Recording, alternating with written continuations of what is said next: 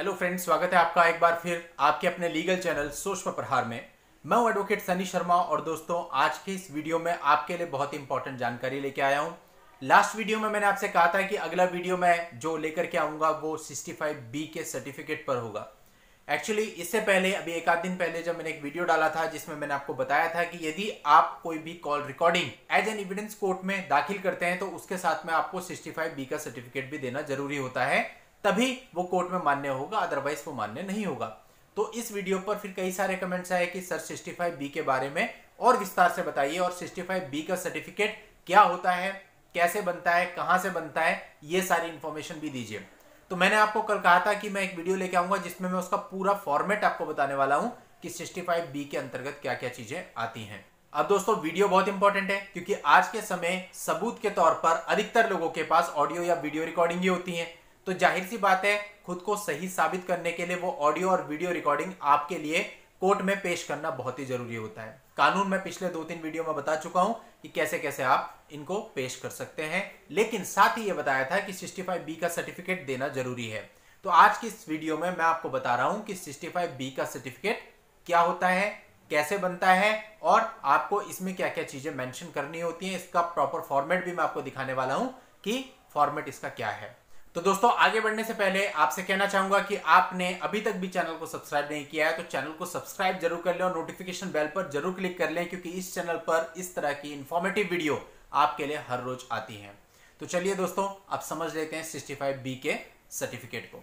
अब एक उदाहरण से इसको समझते हैं। उदाहरण ये लेते हैं कि हमारे पास कोई रिकॉर्डिंग्स है, उन रिकॉर्डिंग्स को हमने एक सीडी में कॉम्पैक्ट डिस्क में डाला और कोर्ट में अपने दावे के साथ में पेश कर दिया या फिर एविडेंस के टाइम पे पेश कर दिया और इसके साथ में इसके लिए 65B का सर्टिफिकेट लगाया।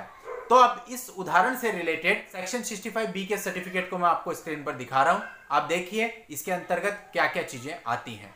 बेसिकली 65B का सर्टिफिकेट एक एफिडेविट होता है।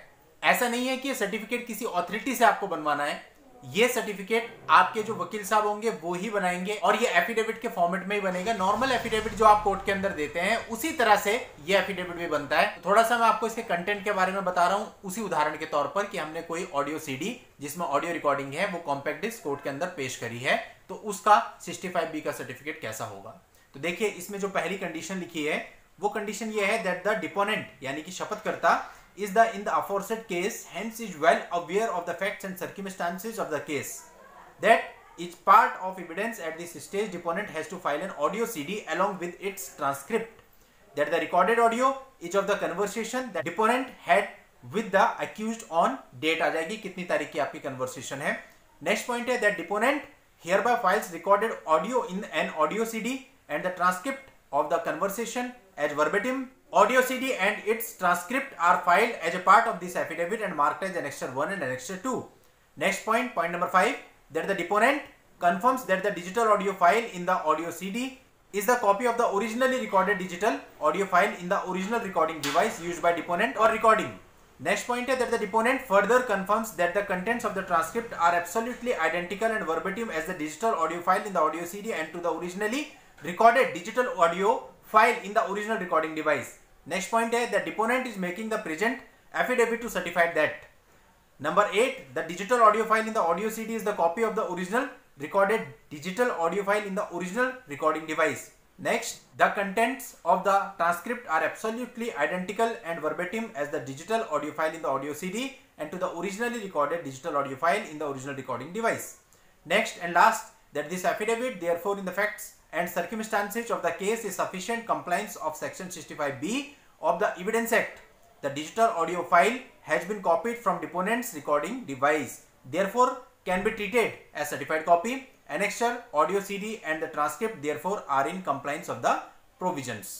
अब दोस्तों ये एफिडेविट जो मैंने आपको बताया ये ऑडियो सीडी के केस में था, जिसमें ये बताया गया कि ऑडियो सीडी कोर्ट में दाखिल की जा रही है और ये audio CD particular original device से ली गई रिकॉर्डिंग की ही कॉपी है और यदि इसको चैलेंज किया जाएगा तो फिर आपको प्राइमरी एविडेंस यानी ओरिजिनल डिवाइस और उसकी रिकॉर्डिंग भी कोर्ट में पेश करनी पड़ सकती है। तो कुल मिलाकर के इस प्रकार से आपको एक एफिडेविट देना होता है जिसको 65B का सर्टिफिकेट कहते हैं कि वो आप सर्टिफाइड कर रहे हैं सारी चीजें। इसका जो कंटेंट है वो आपके अनुसार चेंज हो जाएगा। लाइक आप वहां पे स्क्रीनशॉट दाखिल कर रहे हैं व्हाट्सएप के, तो फिर इसका जो कंटेंट है वो वैसा होगा। मतलब ये नॉर्मल ही एफिडेविट है जिसके अंदर आपको वो कंटेंट लिखना है, और कंटेंट कैसे लिखना है आपको बताना है, आप क्या दाखिल कर रहे हैं और वो चीज कौन सी तारीख की है, कौन से ओरिजिनल डिवाइस से रिकॉर्ड की गई थी, कैसे आपके पास आई गई है, मतलब पूरा ब्यौरा कि वो रिकॉर्डिंग आपके पास कहां से आई है, और ये सर्टिफाइड करना कि वो ओरिजिनल की ही कॉपी है जो आप सबमिट कर रहे हैं, उसमें किसी प्रकार की छेड़छाड़ नहीं की गई है। तो दोस्तों ये होता है 65B का सर्टिफिकेट। तो जब भी आप कोर्ट में कुछ भी audio recording, video recording, WhatsApp के स्क्रीनशॉट, कोई चैट, कोई ईमेल का प्रिंट आउट दाखिल करेंगे तो उसके साथ में 65B का एक एफिडेविट भी जाएगा जिसमें आप सर्टिफाई करेंगे कि ये ओरिजिनल की कॉपी है, इसमें किसी प्रकार की छेड़छाड़ नहीं है। तो उम्मीद करता हूं अभी जितने भी लोगों ने इस वीडियो को देखा होगा सबको समझ में आ गया है कि अब उनको अपने जो इस प्रकार के एविडेंस है, रिकॉर्डिंग है, ये सारी चीजें हैं, ये कैसे कोर्ट में सबमिट करनी है, कैसे 65B का एफिडेविट देना है और कैसे चीजों को प्रोसीड करना है। तो उम्मीद करता हूं आपको इससे लाभ जरूर मिलेगा और आपके जो भी डाउट्स थे 65B को लेकर के वो बिल्कुल क्लियर हो गए होंगे। दोस्तों नेक्स्ट वीडियो में नई लीगल जानकारी के साथ मैं आपसे फिर मिलूंगा, तब तक के लिए goodbye and thank you for watching, take care.